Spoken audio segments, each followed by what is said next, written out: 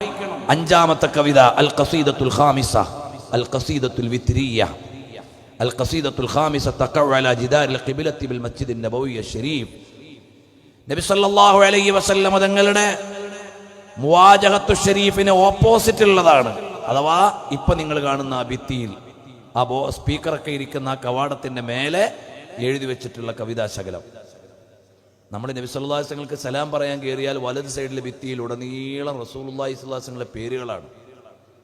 ദലായിലുൽ ഖൈറാത്തിന്റെ ആദ്യത്തിലുള്ള 200 ചില്ലാനം പേരുകൾ ഇങ്ങനെ എഴുതി വെച്ചിട്ടുണ്ട്.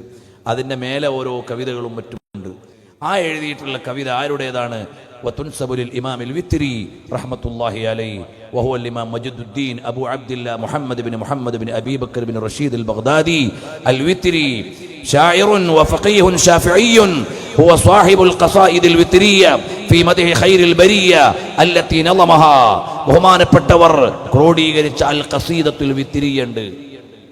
നമ്മുടെയൊക്കെ നാട്ടിൽ പള്ളിയിൽ റമദാനിൽ തറാവീഹ് കഴിഞ്ഞിട്ട് ചെല്ലും.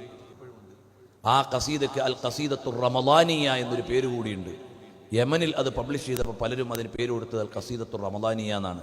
അവിടുത്തെ എല്ലാ പള്ളികളിലും റമദാനു ഷരീഫിൽ ചെല്ലും അൽ ഖസീദത്തുർ റമദാനിയ. ആ വരി നമ്മൾ വിചാരിക്കും ഏതോ ബുക്ക് സ്റ്റാൾ നിങ്ങൾ കിട്ടിയാണെന്ന്. അത് ബഹുമാനപ്പെട്ട അബൂബക്കർ റഷീദ് അൽ ബഗ്ദാദി റളിയല്ലാഹു അൻഹു എഴുതിയതാണ്.